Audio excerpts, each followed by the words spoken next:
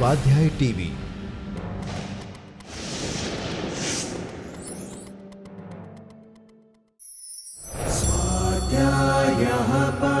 Doctor Baba Saheb Ambedkar open university.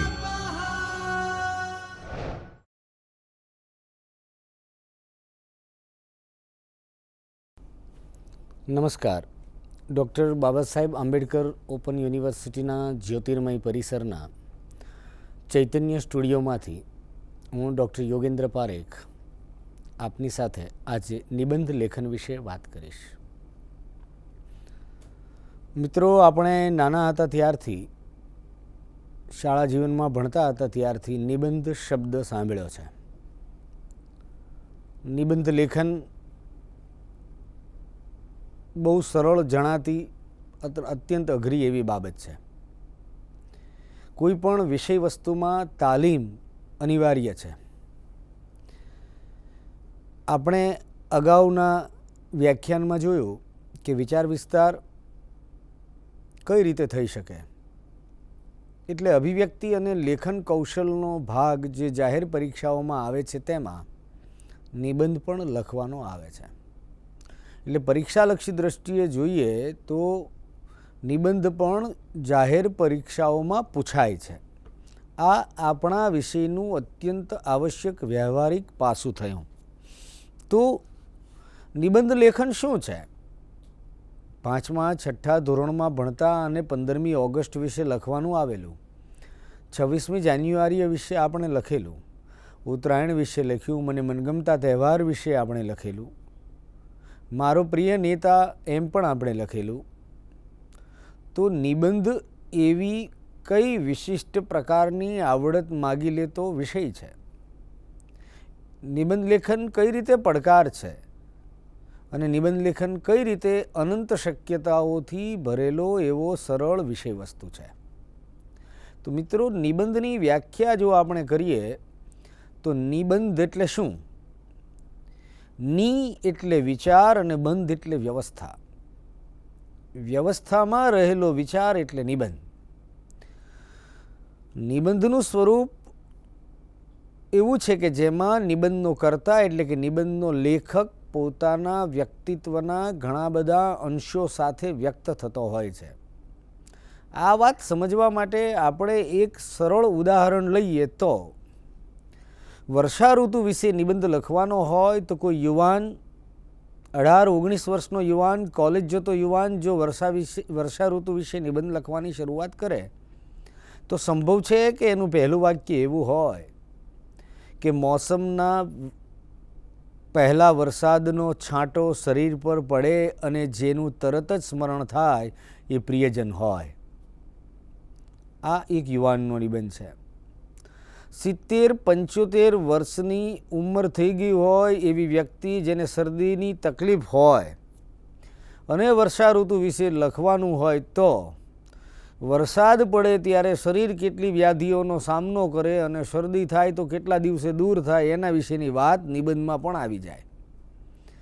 આમ નિબંધ કોણ લખે છે એ પણ બહુ જ જરૂરી એવો વિષય છે, મુદ્દો છે.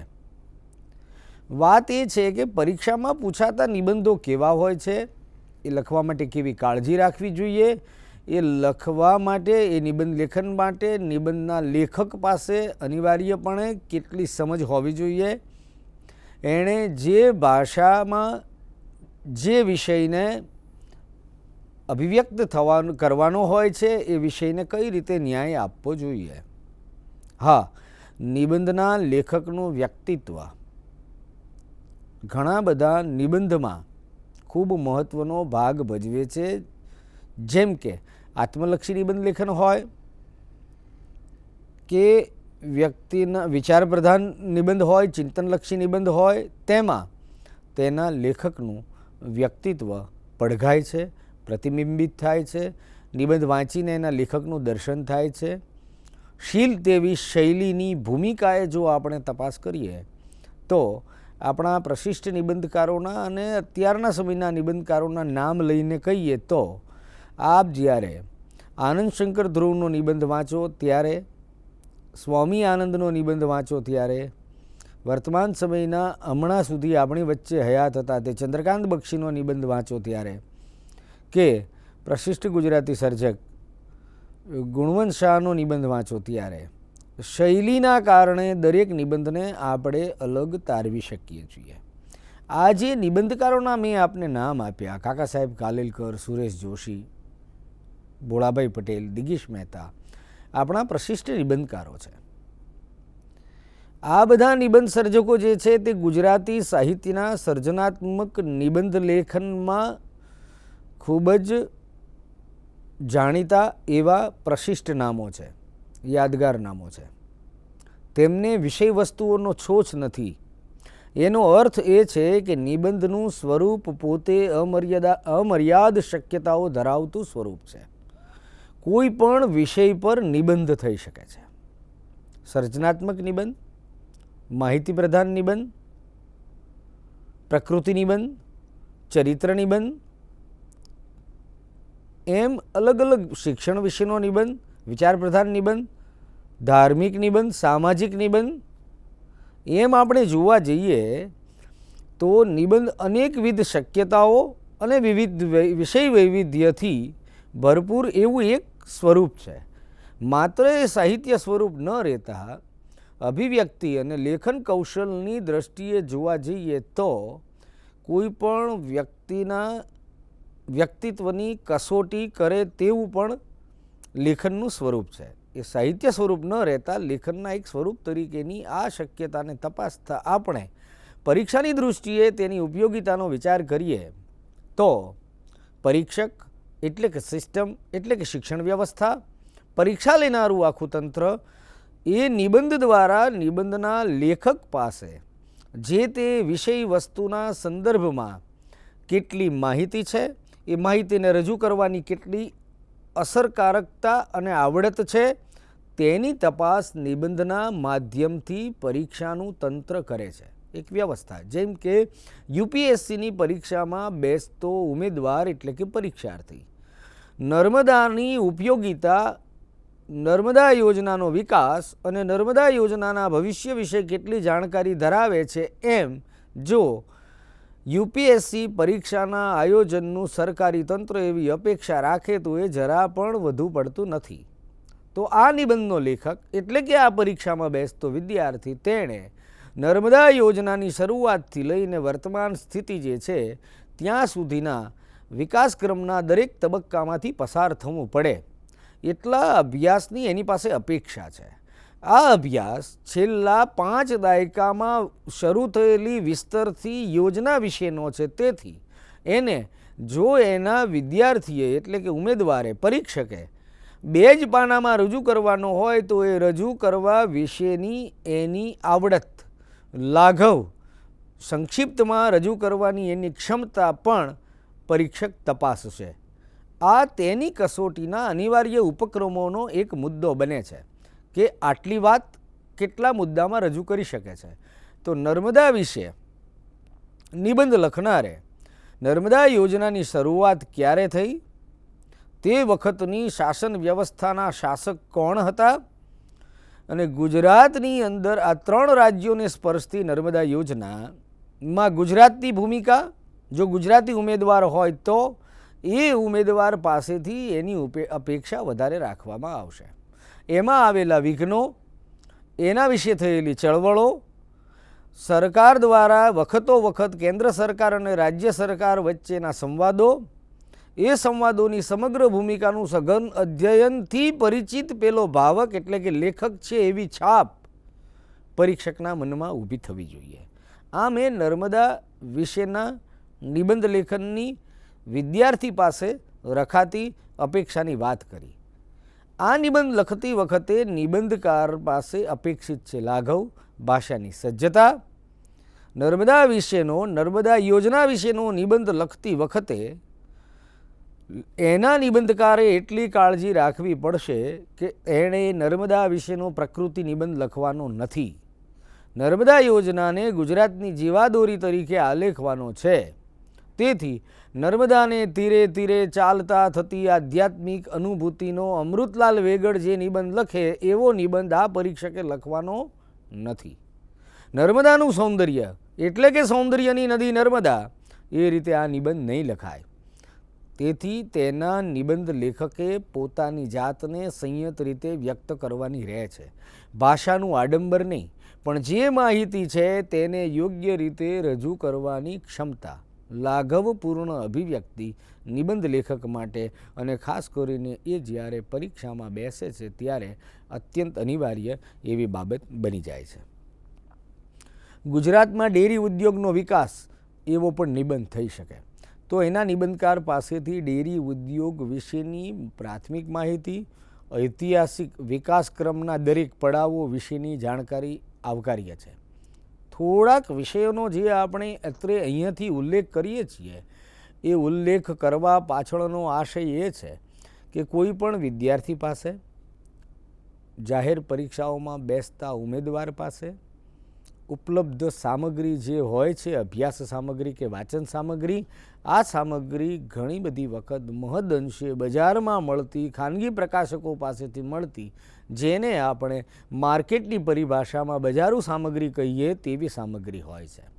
ત્યારે ઉમેદવાર પાસે એવી અપેક્ષા રાખવામાં આવે તો એ વાજબી છે કે તેણે આવશ્યક સંદર્ભ ગ્રંથોનો ઉપયોગ કરવો જોઈએ, વાંચવા જોઈએ. છેલ્લા 2-3 દાયકાની અંદર દેશના સાંપ્રત પ્રવાહોમાં, રાજકારણમાં, અર્થકારણમાં, સમાજકારણમાં, વિજ્ઞાનમાં, શિક્ષણમાં, અધ્યાત્મમાં જે પ્રકારે ફેરફારો થયા છે એ ફેરફારોથી, એના પરિવર્તનોથી, એના સીમાચિહ્નોથી પરિચિત થવું ઘટે અને અભ્યાસપૂર્વક થવું ઘટે. માત્ર લેખનમાં પણ શબ્દ વૈભવ કે ભાષાનો આડંબર કે વાણીવિલાસ કરવાનો નથી. સચોટ માહિતી ન હોય ત્યારે પણ પોતાની વાત રજૂ કરવા માટે લેખક પાસે યોગ્ય ભાષા હોવી જોઈએ. અખબારી અહેવાલો પ્રમાણે નર્મદા યોજના વિશે માત્ર અખબારી અહેવાલો પ્રમાણે વાત ન થાય. સરકાર દ્વારા પ્રગટ થયેલા આંકડાઓનો આધાર લેવો પડે તો એના વિશે ઉમેદવાર પાસે કેટલી સજ્જતા છે તેનો પરીક્ષકને અને એ દ્વારા તંત્રને પરિચય મળે છે. કેટલા બધા વિષયો વિશે વાત થઈ શકે. ચિંતનલક્ષી નિબંધ પણ હોઈ શકે. ચિંતનલક્ષી નિબંધો કેવા હોય? જજુમવું એ જ જીવન, જીવન મૂલ્યોની માવજત, અસ્તિત્વનો અર્થ. હવે જુઓ, અસ્તિત્વનો અર્થ આ શબ્દ જ્યારે આપણે બોલીએ, નિબંધનું શીર્ષક આપણને અસ્તિત્વ વિશે વાત કરવા માટે બાંધી રાખે છે કે વાત અસ્તિત્વની કરવાની છે. પરંતુ જેમ જેમ આપણી ચેતનાનો વિસ્તાર થતો જાય, આપણે ચિંતન કરતા જઈએ, તેમ તેમ અસ્તિત્વ વિશેની વાત કરતાં કરતાં માણસ અસ્તિત્વની સાર્થકતાની ભૂમિકાએ મોક્ષની વાત કરશે, પરાત્પર સત્યની વાત કરશે, પરમ તત્વની વાત કરશે. અસ્તિત્વનો અર્થ શોધતાં શોધતાં, પામતા પામતા નિયતિ આપણા અસ્તિત્વ પર કેટલા ઉજરડા કરે છે અને ઉજરડાનું સંવેદન આપણને કઈ ભાવ ભૂમિકાએ ફિલસૂફ બનાવે છે, ડહાપણ સુધી પહોંચાડે છે, શાણપણ સુધી પહોંચાડે છે અને આપણા અસ્તિત્વને સમજણનો આસવ ચડે છે. એની કેટલી બધી વાતો એના નિબંધનો લેખક કરી શકશે. દરેકનું પોતાનું અસ્તિત્વ અનેકવિધ સંદર્ભોથી ખચિત હોય છે, ખીચોખીચ હોય છે, સભર હોય છે. દરેક મનુષ્ય પાસે અસ્તિત્વનો આગવો અર્થ છે. કોઈને કરોડાધિપતિ થવું છે, કોઈને સમગ્ર સૃષ્ટિ પર પોતાનું સામ્રાજ્ય જમાવવું છે, કોઈને માત્ર વાણી સંયમ જોઈએ છીએ, ઇન્દ્રિય સંયમ જોઈએ છીએ, જીતેન્દ્રિય થવું છે. દરેકની પોતાની પાસે પોતાના અસ્તિત્વના અર્થો છે. કોઈને સફળ થવું છે, કોઈને સાર્થક થવું છે, કોઈને સભર થવું છે. સફળ પણ જુદો છે, સાર્થક પણ જુદો છે અને સભર પણ જુદો છે. સંભવ છે કે સભર વ્યક્તિત્વ એવું હોય કે જેની દુનિયાવી દ્રષ્ટિએ એની પાસે કશું ના હોય અને અંદરથી સભર હોય. સાર્થક એ હોય કે પોતે કંઈ પણ લૌકિક લાભાલાભથી દૂર રહીને અર્થપૂર્ણ કાર્યમાં પોતાનું જીવન વ્યતીત કરતો હોય. અને સફળ એ હોય કે દુનિયા આખી અંજાઈ જાય એવી ચકાચૌંધ સફળતાથી પોતે પોતાના એક અલગ જ સામ્રાજ્યમાં વિહરતો હોય. માણસે કેવા હોવું જોઈએ એ જુદી વાત છે, પરંતુ કોઈ સફળ હોઈ શકે, કોઈ સાર્થક હોઈ શકે, કોઈ સભર હોઈ શકે. તો અસ્તિત્વનો અર્થ એવું શીર્ષક વાંચતા જ મને અત્યારે આપણી પાસે રજૂ કરવા માટે જે 2, 5, 10 લાઈન હું બોલ્યો આપની પાસે, એકાદ ફકરા જેટલું મેં ચિંતન પ્રગટ કર્યું, તે બતાવે છે કે આ નિબંધ આપણે કેટલો બધો વિસ્તારી શકીએ. આ ચિંતનલક્ષી નિબંધ થયો. નિબંધના સ્વરૂપમાં શિક્ષણ સાથે સંકળાયેલા મોટા ભાગનાને 2 સંજ્ઞાઓથી આપણે પરિચિત છીએ, એક લઘુશોધ નિબંધ અને એક મહાનિબંધ. આ શૈક્ષણિક ઉપક્રમોમાં વપરાતી સંજ્ઞાઓ છે. પરંતુ આપણી જાહેર પરીક્ષાઓમાં જે પ્રકારના નિબંધો પૂછાય છે એ નિબંધો કેવા હોઈ શકે? તો આપણી યુપીએસસી જેવી પરીક્ષામાં મેં આપને કહ્યું તેમ નર્મદા યોજનાનું જે ઉદાહરણ આપ્યું તે ઘણી વખત પૂછાયેલો નિબંધ છે. વર્તમાન લોકશાહી વ્યવસ્થા એવું જો શીર્ષક પૂછાય તો વિદ્યાર્થી પાસે ઘણું બધું લખવાની ક્ષમતાની અપેક્ષા રહે છે, ઘણી સજ્જતાની અપેક્ષા રહે છે. એટલે જાહેર પરીક્ષાઓમાં બેસનારે પ્રથમ તો ઓછામાં ઓછા કેટલા વિષયની તેને જાણકારી હોવી જોઈએ એ બાબતે બહુ સભાન રહેવું પડે. ભારતીય સંસ્કૃતિના મહાન અવતારોની જાણકારી એને હોવી જોઈએ. પછી તે વિદ્યાર્થી સાયન્સનો હોય તો પણ તેને ભારતીય સંસ્કૃતિના મહાકાવ્ય મહાભારત વિશેનો પરિચય હોવો ઘટે, મહાનાયક કૃષ્ણ વિશેનો પરિચય હોવો ઘટે. ભારતીય સંસ્કૃતિમાં ઘણા મહાનાયકો થયા છે, ઘણા વિશે નિબંધો પૂછી શકાય એવું છે. એવી જ રીતે રાષ્ટ્રીય નાયકો, આપણા રાષ્ટ્રનાયકો વિશે ખબર હોવી જોઈએ. ગાંધીજી વિશેની જાણકારી પણ અનિવાર્ય બને છે, કારણ કે એ માત્ર કોઈ એક વ્યક્તિ વિશેષ ન રહેતા એક રાષ્ટ્રપુરુષ તરીકે સમગ્ર વિશ્વમાં ખ્યાત છે. તો રાષ્ટ્રીય તહેવારો વિશે, રાષ્ટ્રનાયકો વિશે, મહાનાયકો વિશે, મહાન ચરિત્રો વિશે, સંસ્કૃતિમાં તીર્થપુરુષો તરીકે જે લોકો જાણીતા છે તેમના વિશે, આ બધા જ ચરિત્રોનો અભ્યાસ વ્યક્તિને હોવો જોઈએ. બંધારણના ઘડવૈયા ડૉક્ટર બાબા સાહેબ આંબેડકર વિશે યુપીએસસીની પરીક્ષામાં બેસનાર વ્યક્તિને વધારે નહીં તો 3 ફૂલસ્કેપમાં વ્યક્ત થઈ શકાય એટલી સામગ્રી એના મનમાં હોવી જોઈએ. રાષ્ટ્રના મહાનાયકો વિશેના શિક્ષણ, એમનો જીવન સંઘર્ષ, એમની સિદ્ધિઓ વિશે વ્યક્તિ પાસે એટલી જાણકારી તો આવશ્યક છે જ કે જે તે જાહેર પરીક્ષામાં વ્યક્ત કરી શકે, અને જો પરીક્ષામાં પૂછાય તો ઇન્ટરવ્યૂમાં પૂછાય તો એના વિશેનો જવાબ આપી શકે. ઘણી વખત આપણા વિદ્યાર્થીઓને દેશ અને દુનિયાની અત્યંત જાણીતી બાબતો વિશે જાણકારી હોતી નથી. તેથી આટલી એક વાત, ભારતની લોકશાહી વ્યવસ્થા. આ નિબંધનું હમણાં મેં આપને શીર્ષક કહ્યું. આ નિબંધ વિશે લખતી વખતે ભારતની લોકશાહી વ્યવસ્થા પ્રત્યે સકારાત્મક અભિપ્રાય ધરાવતો ઉમેદવાર લોકશાહી વ્યવસ્થાની ચરમસીમા રૂપે જોઈ શકશે કે વર્તમાન શાસન વ્યવસ્થા જે છે તેમાં આ લોકશાહી પદ્ધતિના કારણે જ એક ગ્રામીણ સમાજમાંથી, સામાન્ય ગામમાંથી આવતા આપણા એક બહુ જ સાધારણ પારિવારિક બેકગ્રાઉન્ડ ધરાવતા વ્યક્તિ અત્યારે રાષ્ટ્રના વડાપ્રધાન છે. તો આ આપણી લોકશાહી વ્યવસ્થાનું પરિણામ છે. કહેવાનું તાત્પર્ય એ છે કે દેશ આઝાદ થયો ત્યાર પછી લોકશાહી વ્યવસ્થા, શાસન વ્યવસ્થા આપણે ત્યાં અમલમાં આવી. રાષ્ટ્રના ઘડવૈયાઓએ સુંદર બંધારણ આપ્યું. એના માર્ગદર્શક સિદ્ધાંતો આજે પણ કોઈપણ નાગરિકને માટે ખૂબ જ ઉપયોગી છે.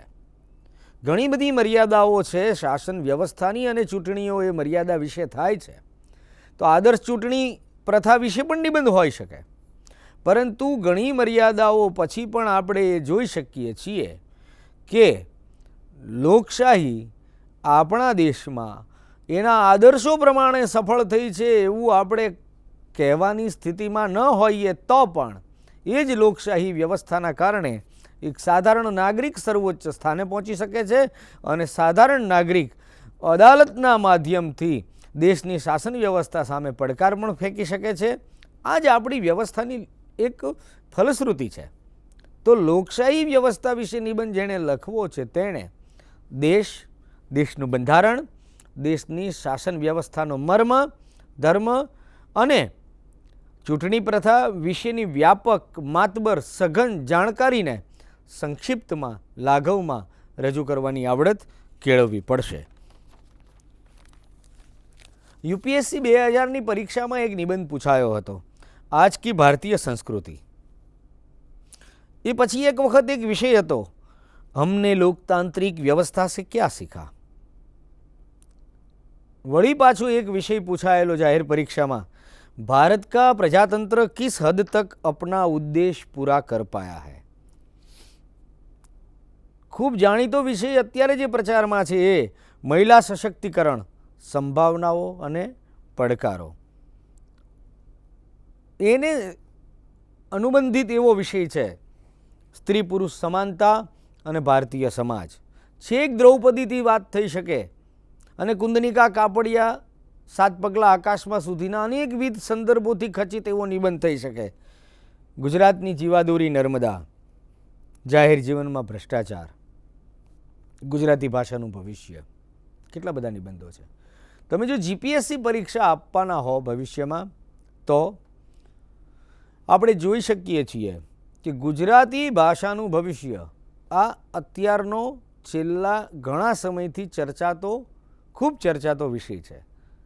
એ માત્ર ગુજરાતી આપણી માતૃભાષા છે એ સંદર્ભમાં જ નહીં, પરંતુ સમગ્ર જગતમાં ઘણી બધી ભાષાઓ અને બોલીઓ લુપ્ત થવાના આરે છે. ભાષા અને સાહિત્ય બંને વસ્તુ જુદી છે.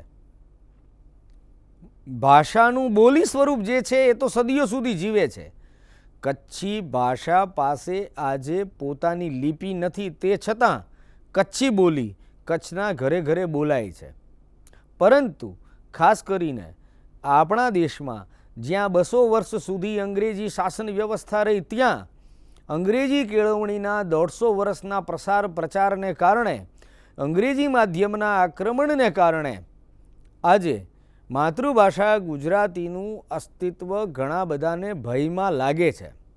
તો એક ગુજરાતી યુવાન પાસેથી, જાહેર પરીક્ષામાં બેસતા ઉમેદવાર પાસેથી, જેણે પોતે સ્નાતક તરીકેની પરીક્ષા પાસ કરી છે તેવા ઉમેદવાર પાસેથી માતૃભાષા ગુજરાતીનું મહત્ત્વ શું હોઈ શકે, અથવા શિક્ષણનું માધ્યમ કઈ ભાષા હોઈ શકે, અથવા ગુજરાતી ભાષાનું ભવિષ્ય શું છે તેના વિશે તેની ચિંતન કરવાની ક્ષમતા કેટલી છે અને તે કઈ ભૂમિકા વ્યક્ત થાય છે, એવી જો અપેક્ષા રાખવામાં આવે તો એ વધુ પડતી નથી. આમ નિબંધના અનેકવિધ પ્રકારો છે. નિબંધ લેખન માટે સજ્જ થવા માટે નિબંધના લેખક પાસે એટલે કે ઉમેદવાર પાસે કઈ આવશ્યકતાઓની અપેક્ષા છે, એ આવશ્યકતાઓ કઈ હોઈ શકે, એની જો વાત કરીએ તો સૌપ્રથમ દરેક ઉમેદવારે સાંપ્રત પ્રવાહોથી પરિચિત રહેવું જોઈએ. વર્તમાન પ્રવાહો કયા હોય? સાંપ્રત એટલે વર્તમાન પ્રજાજીવનના વર્તમાન પ્રવાહો. પ્રજાજીવનના વર્તમાન પ્રવાહો પર કોની નજર હોય છે? ચાંપતી નજર વર્તમાન પત્રોની હોય છે, સમૂહ માધ્યમોની હોય છે, કટાર લેખકોની હોય છે. તો જાણીતા દૈનિકોમાં પ્રગટ થતા જે લેખો છે તેમાં જે તે દરેક લેખક પોતાની રીતે ભાતે, પોતાની શૈલીથી, પોતાના આગ્રહો, પૂર્વગ્રહો, દુરાગ્રહો બધાનું અંદર સંમિશ્રણ હોય છે. પણ એને તટસ્થ ભાવથી જો વિદ્યાર્થી વાંચે, સતત અવલોકતો રહે, પોતાની સમીક્ષા દ્રષ્ટિથી પોતાની ડાયરીમાં દરેક વસ્તુની નોંધ કરતા જાય, દરેક ઉમેદવારે દરેક વર્તમાનપત્રના 2-4 વર્તમાનપત્ર વાંચવા જ જોઈએ. એના તંત્રી લેખોની ફાઇલ બનાવવી જોઈએ, તંત્રી લેખો નિયમિત વાંચવા જોઈએ. ઘણી વખત એમ બને કે રાષ્ટ્રીય કક્ષાએ બહુ મોટી ઘટના બની હોય અને સંભવ છે કે એક જ દિવસના 10 દૈનિકમાં એટલે કે 10 છાપામાં 10 તંત્રીએ એક જ ટોપિક પર કે 10માંથી 5 તંત્રીએ એક જ વિષય પર તંત્રી લેખ કર્યો હોય, તો તો એડિટોરિયલનું બહુ મહત્ત્વ છે, એડિટર પેજનું બહુ મહત્ત્વ છે. તો એ 5 તંત્રીની 5 તંત્રી નોંધ એટલે કે તંત્રી લેખ 5 જુદા હોય એવી સંભાવના બને છે. તો એ તંત્રી લેખો વાંચીને ઉમેદવાર જે તે વિષય વિશે, જે તે વિવાદ પરત્વે, જે તે સમસ્યા પરત્વે, જે તે ઘટના કે પ્રસંગ પરત્વે પોતાનો એક અભિપ્રાય બાંધશે. એમાં પોતાનું તાટસ્થ્ય એટલે કે તટસ્થતાનું ઉમેરણ કરશે. પછી પોતાની ચેતનાને ન તો કોઈ ધર્મ, ન તો કોઈ પક્ષ, ન તો કોઈ પ્રદેશ, ન તો કોઈ ભાષા, એ બધાની સંકુચિતતાઓથી મુક્ત રાખીને માત્ર ભારતીય નાગરિક તરીકે સમસ્યા પરત્વે વિચારશે અને પછી પોતાનો અભિપ્રાય બાંધશે. એ બંધાયેલો અભિપ્રાય પોતાની ડાયરીમાં નોંધી રાખે કે હું આ સમસ્યા વિશે આ વિચારું છું. સંભવ છે કે પરીક્ષામાં એ વિષય પૂછાય. છેલ્લા 5-10 વર્ષ દરમિયાન બનેલી મહત્ત્વની ઘટનાક્રમોની એને જાણકારી હોય, તેને વિશે વ્યક્ત થયેલા વિચારો એની પાસે હોય, તેને વિશે વ્યક્ત થયેલા અભિપ્રાયો હોય. એટલે સાંપ્રત પ્રવાહોથી પરિચિત રહેવું એ વિદ્યાર્થીનો પ્રથમ ધર્મ બને છે, પ્રથમ કર્મ બને છે. વિદ્યાર્થી એટલો જાગૃત હોવો જોઈએ, વિદ્યાર્થી એટલો સભાન હોવો જોઈએ. નિયમિત લેખન કોઈ પણ નિબંધ લેખક માટે અનિવાર્ય છે. નિયમિતપણે જે વિદ્યાર્થી પોતાની ડાયરી મેન્ટેન કરે છે તેના માટે નિબંધ લેખન બહુ સરળ બની જતી વસ્તુ છે. દરેક વિદ્યાર્થીએ સાંપ્રત પ્રવાહો વિશે વર્તમાનપત્રોમાં, ટીવી મીડિયા ચેનલ્સ ને ડિબેટમાં તજજ્ઞોના જે અભિપ્રાયો વ્યક્ત થાય છે તેના વિશેની પોતાની નોંધો અને પોતાની અભિપ્રાયોની એક યાદી બનાવતું રહેવું જોઈએ. નિયમિત સ્વાધ્યાય, નિયમિત લેખન એક નિબંધ લેખક પાસે અત્યંત અનિવાર્ય એવી જરૂરિયાત છે, જેની અપેક્ષા સ્વાભાવિક રીતે રહે છે. નિબંધ વિશે આપણે આટલી બધી વાતો કરી. મિત્રો, પ્રકૃતિ નિબંધ કેવો હોય? મોટે ભાગે પ્રકૃતિ નિબંધ પરીક્ષામાં બહુ ઓછો પૂછાય છે, પરંતુ નિબંધના સર્જનાત્મક નિબંધના ઉચ્ચતમ સાહિત્ય સ્વરૂપ તરીકે એક નિબંધનું હું આપની પાસે પઠન કરું છું. ગુજરાતી સાહિત્યના પ્રશિષ્ટ સર્જક, ઉમદા નિબંધકાર સુરેશ જોશીનો આ નિબંધ છે. ગુજરાતી સાહિત્યમાં નિબંધ લેખનની શરૂઆત નર્મદ થકી થઈ. આ જાણકારી પણ યુપીએસસીના વિદ્યાર્થી માટે આવશ્યક છે. ગુજરાતી સાહિત્યમાં પહેલો નિબંધ લખાયો મંડળી મળવાથી થતા લાભ. સુધારક યુગમાં મંડળી મળવાથી થતા લાભ નર્મદના આ નિબંધથી નિબંધ લેખનની શરૂઆત થઈ. સુરેશ જોશીના પ્રકૃતિ નિબંધને આપની સમક્ષ પઠન કરું છું. આપ જોશો કે નિબંધ આટલો ટચુકડો હોઈ શકે, આટલું લાઘવ, એમાં સર્જકનું સર્જક વ્યક્તિત્વ અને પ્રકૃતિ પ્રત્યેનો અનુરાગ વ્યક્ત થાય છે. ઉદાહરણ તરીકે એક નિબંધ આપની સમક્ષ. નિબંધનું શીર્ષક છે એક ધારો વરસાદ. એક ધારો વરસાદ નિબંધનો વિષય છે. રાતે એક ધારો વરસાદ ટપકે છે. પૃથ્વી ટચુકડી બાળા હતી ત્યારે ભગવાન એને વાતો કહેતા હશે તેની ધારા જેવો. હમણાં જ પ્રગટેલી આંખ ઉપર હજુ તો એણે પોતાનું અંગ સુદ્ધા પૂરું ઉકેલ્યું નથી. એના પરથી હાથ પસારીને એક પછી એક બિંદુ સરી જાય છે. એ સાંભળીને ટચુકડી કૂંપળ ડોકું હલાવીને હોંકારો પૂરે છે તે હું બેઠો બેઠો સાંભળ્યા કરું છું. એ વખતે મારા મનમાં સહેજ સરખી અદેખાઈ નથી હોતી એમ કહેવાની અપ્રામાણિકતા હું નહીં વહોરી લઉં. તાર પરથી સીધી લીટીએ ટીપાં સરે છે, જાણે હવા મણકા સેરવીને આંખ શીખવા બેઠી છે. પણ એ આંબલીઓ આખા ઉનાળાની ધૂળ ખાઈને મેલી થયેલી પોતાની ઘટા ધોવા બેઠી છે. વડ જટામાં ગંગા ઝીલતા હોય એવી અદાથી શિવના પાઠમાં ઊભા છે. પગ નીચે તૃણના બીજની પાંખોનો ફફડાટ સંભળાય છે. રાતે એક ધારો વરસાદ પડે છે. તો મિત્રો, નિબંધના વિષય વૈવિધ્ય અંગે વિચાર કરતાં આપણે નમૂના તરીકે સૌપ્રથમ સુરેશ જોશીનો એક નિબંધ વાંચ્યો. શ્રી સુરેશ જોશી ગુજરાતી સાહિત્યના મૂર્ધન્ય સારસ્વત અને પ્રશિષ્ટ નિબંધકાર હતા. તેમણે લખેલો પ્રકૃતિ નિબંધ સર્જકની સર્જક ચેતનાનો પરિચાયક છે. ગુજરાતી સાહિત્યમાં નિબંધ ખૂબ જાણીતો છે. હા, પરીક્ષામાં આ પ્રકારનો પ્રકૃતિ નિબંધ કદાચ ન પૂછાય, અથવા તો પૂછાય તો પ્રકૃતિ વિશેની આપણી જેવી હોય તેવી સમ્યક જાણકારી વ્યક્ત કરવાની થાય. પણ અગાઉ મેં આપને જણાવ્યું તેમ સાંપ્રત પ્રવાહો વિશે લખવાનું બને. માત્ર ગુજરાતમાં નહીં, દેશમાં દરેક રાજ્યમાં ભાષાવાર પ્રાંત રચના પ્રમાણે મહારાષ્ટ્રમાં મરાઠી ભાષા બોલાય, ઉત્તર પ્રદેશમાં હિન્દી ભાષા બોલાય, પંજાબમાં પંજાબી બોલાય. દરેક પ્રદેશની માતૃભાષા પર અંગ્રેજી માધ્યમના આક્રમણના આ સમયમાં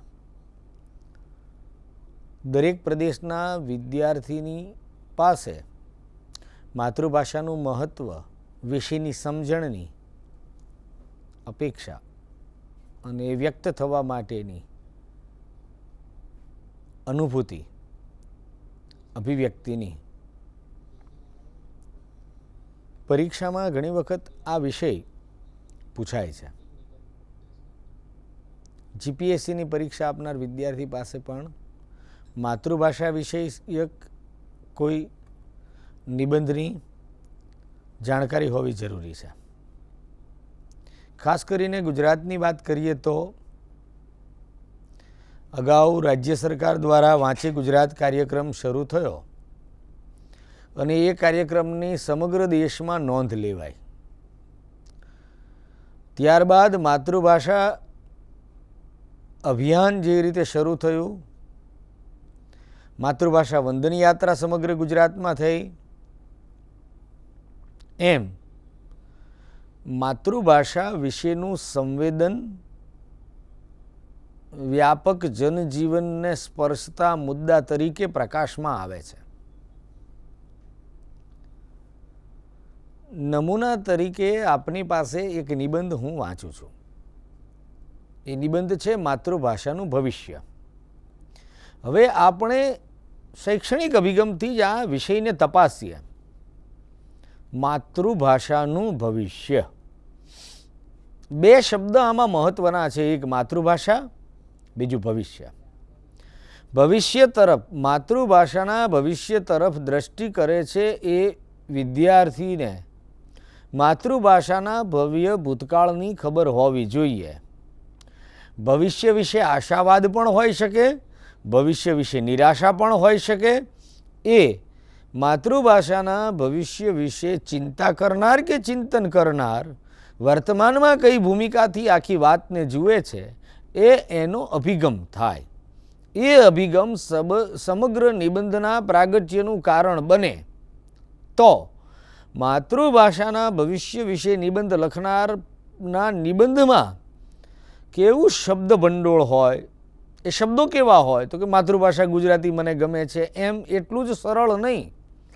માતૃભાષાની સમૃદ્ધ સાહિત્ય પરંપરા સાથે સંકળાયેલા સર્જકોના નામ, કામનો પરિચય, વર્તમાન શિક્ષણ વ્યવસ્થા વિશેનો અને પ્રજાનો શિક્ષણના માધ્યમ વિશેનો આગ્રહ, બંને વિશેની સમ્યક અને અભ્યાસપૂર્વકની સજ્જતા, અને પછી ભવિષ્ય વિશેની ચિંતા અને ચિંતન, અથવા ચિંતન કે માત્ર ચિંતા, જેવો જે તે લેખકનો અભિગમ, આ બધું જ સમગ્રપણે એક અનુબંધ થાય, રચાય ત્યારે એક નિબંધ થાય. તો આવી એક ભૂમિકા રજૂ કર્યા પછી આપની સમક્ષ આ નિબંધ માતૃભાષાનું ભવિષ્ય એ નિબંધ, ગુજરાતી ભાષાનું ભવિષ્ય એ નિબંધ હું નમૂના તરીકે વ્યક્ત કરું છું. તેમાં ગુજરાતી સાહિત્યના સર્જકો, ગુજરાતી સાહિત્યની સમૃદ્ધ પરંપરા, વર્તમાન શિક્ષણ વ્યવસ્થામાં ગુજરાતી પ્રજાનો માધ્યમ પરત્વેનો આગ્રહ, માતૃભાષા પરત્વેની ઉદાસીનતા, વર્તમાન સ્થિતિ અને ભવિષ્યની વાત લેખક કઈ રીતે કરે છે તેને આપણે ધ્યાનથી જોઈએ, સાંભળીએ તો નિબંધ વિશેની તાલીમ શબ્દભંડોળ વિષયક સજ્જતા, નિબંધના વર્ણ્ય વિષય, નિબંધના વિષય પરત્વેની આવશ્યક જાણકારી અને એની અભિવ્યક્તિથી કેવી રીતે નિબંધ રચાય છે જોઈએ આપણે. કવિ દલપતરામે ગુજરાતી ભાષા પ્રત્યેનો સ્નેહ અને ઉત્સાહ દાખવતા લખ્યું, આવ ગીરા ગુજરાતી તને અતિશોભિત હું શણગાર સજાવું. અને રૂડી ગુજરાતી વાણી રાણીના વકીલ બની ગુજરાતી ભાષાના ઉત્કર્ષ અંગે યોગ્ય રજૂઆત કરવા વડોદરાના રાજા સમક્ષ ઉપસ્થિત થયા. આ વાતને હજી દોઢ સદી માંડ થઈ છે. 150 વર્ષના સમયગાળામાં ગુજરાતી ભાષાનું ભવિષ્ય અંગે ચિંતન કરવાનો સમય આવી ગયો છે. 3 વર્ષ અગાઉ મુંબઈ એક સ્વજનને ઘેર 2 દિવસ રોકાવાનું થયું.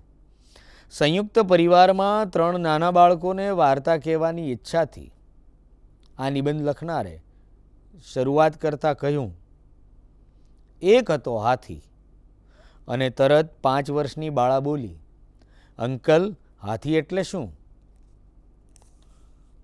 હું ગામડીયો ગુજરાતી સ્તબ્ધ થઈ ગયો. અંગ્રેજી માધ્યમની પ્રત્યક્ષ અસરનો મારી ચેતના પર થયેલો પ્રથમ પ્રહાર. વળી એ જ દિવસે નાગદેવી વિસ્તારમાં એક સ્વજન વેપારીને ત્યાં ઉઘરાણીએ આવેલા ભાઈને એમ બોલતા સાંભળ્યા કે મને ચેક આપી દો, હું હરીમાં છું. પ્રથમ તો એમ જ લાગ્યું કે આ ભાઈ ભક્તિભાવથી સભર, અદ્વૈત અનુભૂતિમાં સભર મહાપુરુષ જણાય છે, જેવો હરીમાં છે. પણ ના, તેઓ ઉતાવળમાં હતા. માત્ર મુંબઈ, અમદાવાદ, વડોદરાના જ નહીં, સમગ્ર ગુજરાતના ગુજરાતીઓ આ રીતે હરીમાં છે.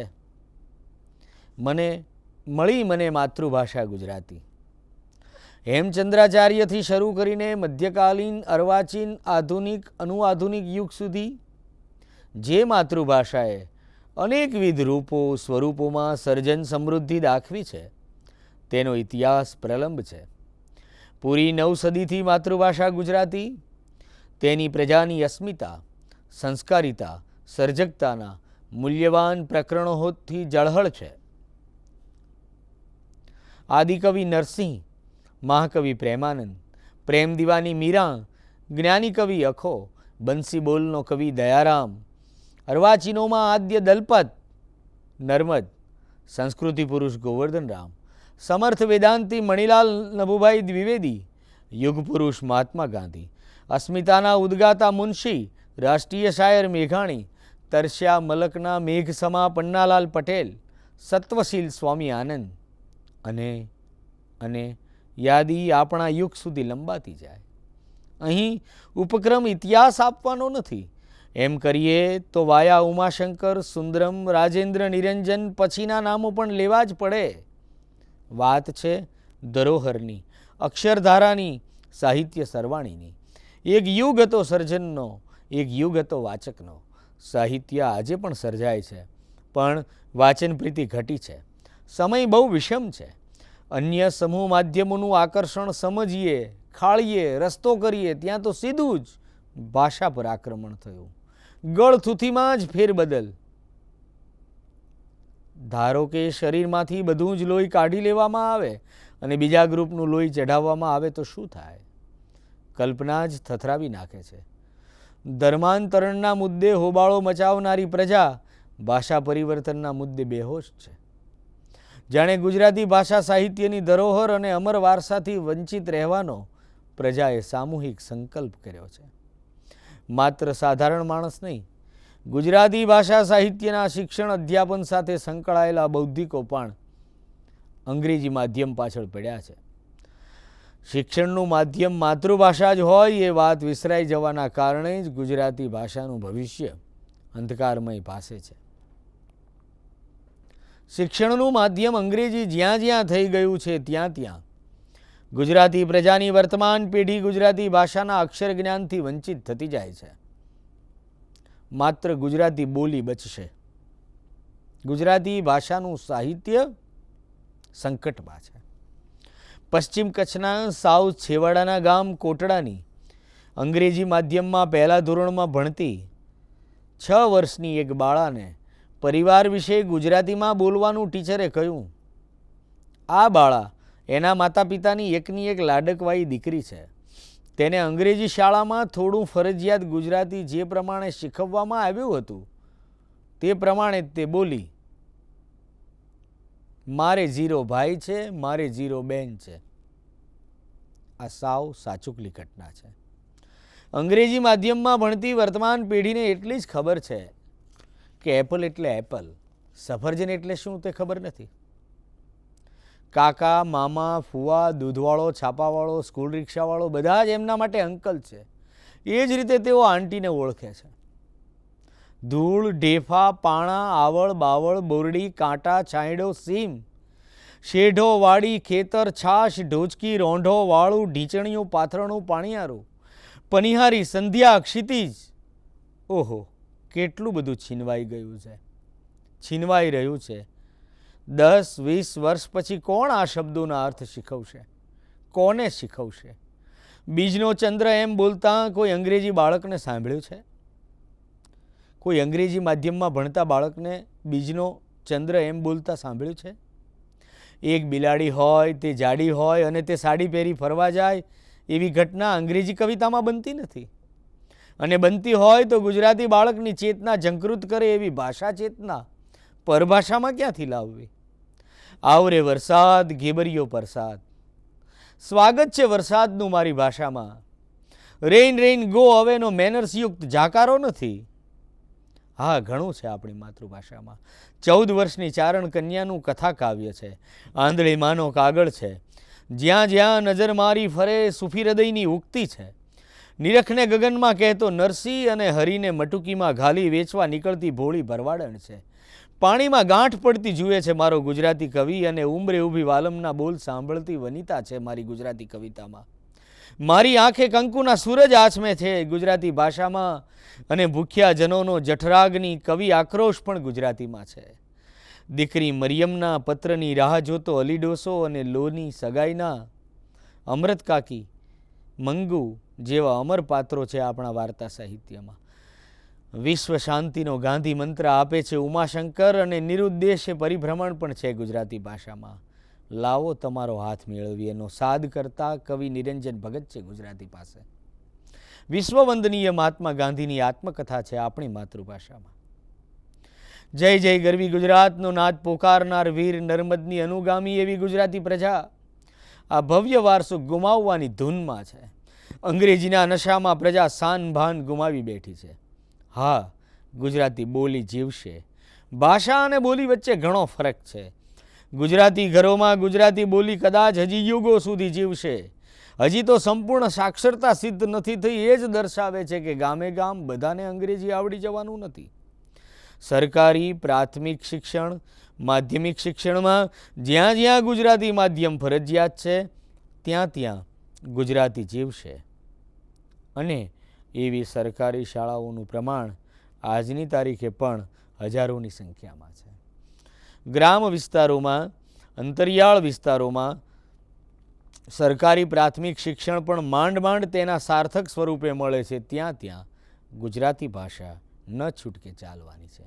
ગામડાની ગરીબ પ્રજા માટે અંગ્રેજી શિક્ષણ દુર્લભ છે. ત્યાં ગુજરાતી ચાલશે.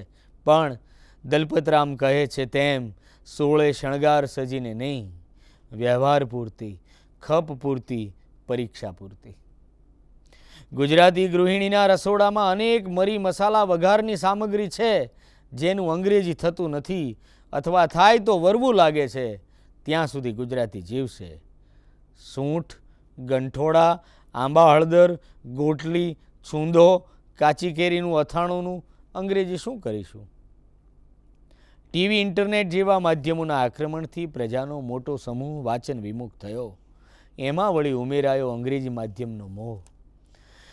મહાત્મા ગાંધી, સરદાર મહાદેવભાઈ દેસાઈથી લઈ દર્શક સુધીના મોંઘેરા ગુજરાતીઓનું શિક્ષણ માતૃભાષામાં જ થયેલું. છતાં આ સર્વ પૂર્વસૂરીઓનું અંગ્રેજી ભાષાનું જ્ઞાન અને આવડત ભલભલા અંગ્રેજીની સમકક્ષ હતા.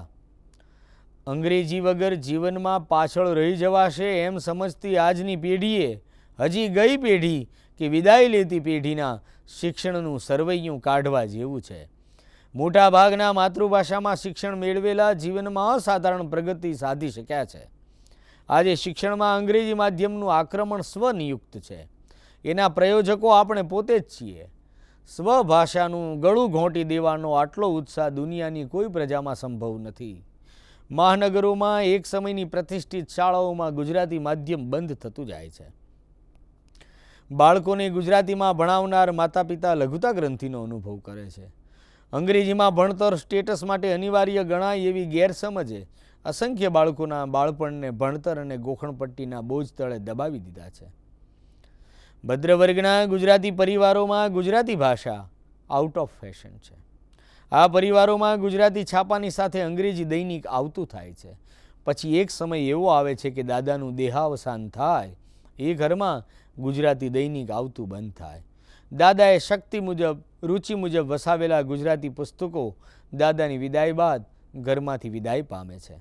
અમદાવાદ જેવા શહેરમાં દર રવિવારે નદીના પટમાં ભરાતી ગુર્જરીમાં મૂર્ધન્ય સર્જકોના પરિવારે કાઢી નાખેલા પુસ્તકો પણ પસ્તીના ઢગલામાં જોવા મળે તો નવાઈ પામવા જેવું નથી.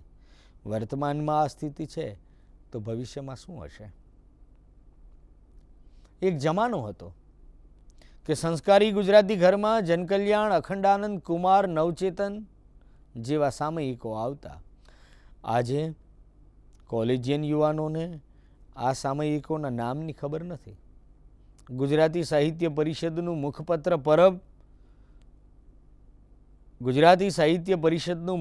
પરબ છે એવી જાણકારી ન હોય એવા યુવાનો મુખ્ય વિષય ગુજરાતી સાથે સ્નાતક કક્ષાએ અભ્યાસ કરતા હોય છે. આપણી સાહિત્ય સંસ્થાઓ સાહિત્યેતર કારણો અને પરિબળોને લીધે પ્રજા સુધી પહોંચવામાં નિષ્ફળ ગઈ છે. 10 વર્ષ પછી ગુજરાતી ભાષાનું ભવિષ્ય ધૂંધળું ભાસે છે. કેટલાક ઉપાયો સૂજે છે. પ્રાથમિક શિક્ષણ માતૃભાષામાં જ થવું જોઈએ. બાળક જે ભાષામાં વિચારે છે, સ્વપ્ન જુએ છે, કલ્પનાઓ કરે છે એ ભાષામાં જ શિક્ષણ પમાય. આ વૈજ્ઞાનિક તથ્ય છે.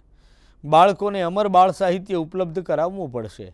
પંચતંત્રની વાતો, હિતોપદેશની વાર્તાઓ, પરિકથાઓ, બોધકથાઓ, અકબર બિરબલની વાતો, મિયા ફુસકી તબા ભટ્ટની વાર્તાઓ, ગીજુભાઈ બધેકાની વાર્તાઓ, અરબની રાત્રિઓ એટલે કે અરેબિયન નાઇટ્સ વગેરેના ભાવ વિશ્વમાં બાળકોને લઈ જવા પડશે. વિદ્યાર્થી અવસ્થામાં મૌલિક લેખનની ટેવ રહી નથી અને તાલીમની વ્યવસ્થા નથી. સ્વજનોને પત્ર લખવાના દિવસો ગયા છે. ફોન અને એસએમએસની હાથવગી સુવિધાઓ વ્યક્તિના ચેતના પ્રવાહને થીજાવી દીધો છે. લાગણીની અભિવ્યક્તિનું ઉત્તમ સ્વરૂપ એટલે પત્રલેખન.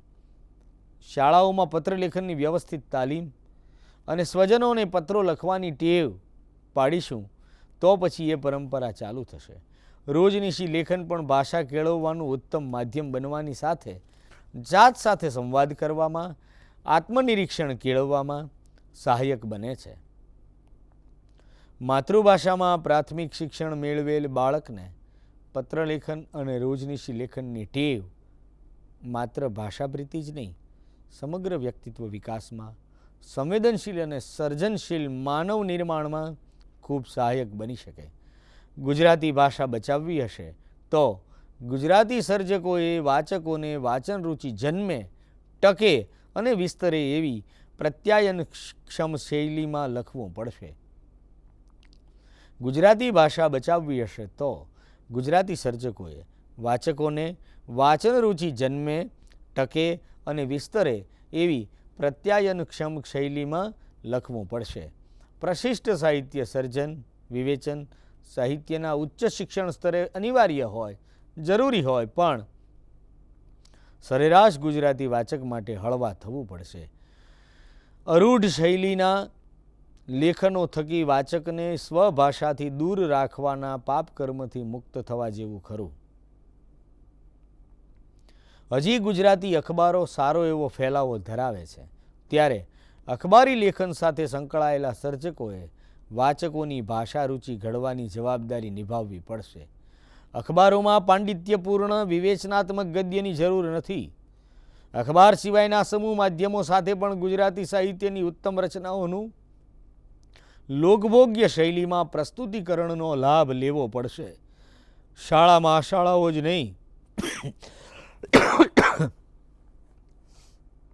શાળાઓ જ નહીં સરકારના શિક્ષણ વિભાગે પણ ગુજરાતી ભાષા પ્રત્યેનો પ્રજાનો પ્રેમ જાગે એવા પ્રકલ્પો અને પ્રોત્સાહનોનું આયોજન કરવું પડશે. ગુજરાતી ભાષાના ભવિષ્ય અંગે ચિંતા કરવાનું કામ કોઈ એકલ દુકલ સંસ્થાનું નથી. પ્રજા, શિક્ષકો અને સર્જકો અને શાસકોની સહિયારી ભાગીદારી હશે તો જ આપણે ગુજરાતી ભાષાના સમૃદ્ધ વારસાનું જતન કરી શકીશું. એક સુરેશ જોશીનો પ્રકૃતિ નિબંધ અને બીજો ગુજરાતી ભાષાનું ભવિષ્ય. બંને નિબંધનું સ્વરૂપ, વૈવિધ્ય, વિષયની માવજત બંને જુદું છે. એક પ્રશિષ્ટ નિબંધ છે, એક ગુજરાતી ભાષાના ભવિષ્ય અંગેનું ચિંતન પ્રગટ કરતો સંદર્ભ અને ચિંતન સભર અભ્યાસ નિબંધ છે.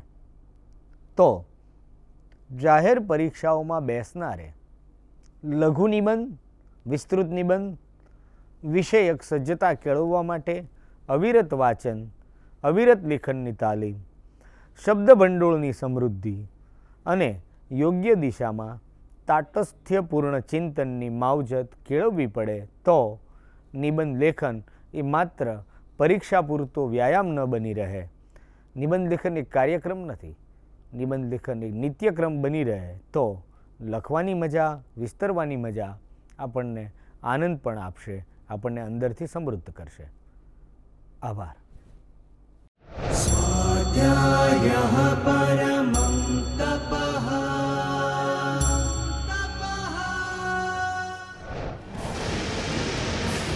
સ્વાધ્યાય ટીવી